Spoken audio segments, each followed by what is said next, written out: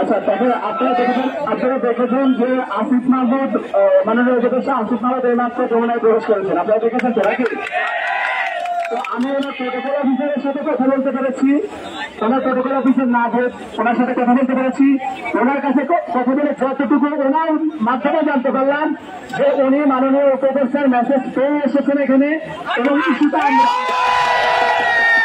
আমরা আমাদের এই বিষয়টা নিয়ে আলোচনা করে যেতে পারছেন। তো যাই হোক, আপনারা ভিতরে গেছেন, আমরা প্রত্যাশা করবো উনি আলোচনা করে আমাদের প্রতিনিধি দলের সাথে অতি দ্রুত আলোচনায় বসবেন এবং সমস্যার সমাধান দেবেন। ধন্যবাদ কাজী ভাইকে গুরুত্বপূর্ণ কথা বলার জন্য। আমরা ইতিমধ্যে সচেতন দেখাচ্ছি আমাদের আসিফ মাহমুদ এসেছেন, আমরা সত্যের সাথে বলবো আমরা আমাদের দাবি নাই, আমাদের কিচ্ছু দাবি নাই, আমাদের দাবি একটাই, 12টা বছর ভাই জীবনটা শেষ করে ফেলছি। একেবারে আমার মায়ের কথা বলছি, আমার মায়ের কথা বলছি। বাবা আর কত আন্দোলন করবি ভাই, বাবা আর কত আন্দোলনে যাবি? আমাকে হাসপাতালে পর্যন্ত রেখেছে, আন্দোলনে গেছিস কেন?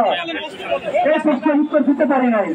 সুতরাং যতক্ষণ পর্যন্ত আমার এই দাবি পূরণ না হবে আর যাবো না এখান থেকে।